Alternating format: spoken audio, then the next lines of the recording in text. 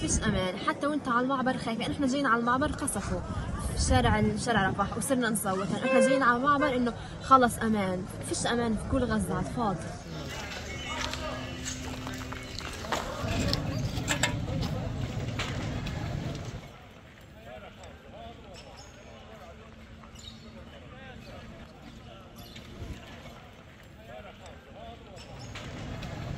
ايش عن نص المدينه صفر كان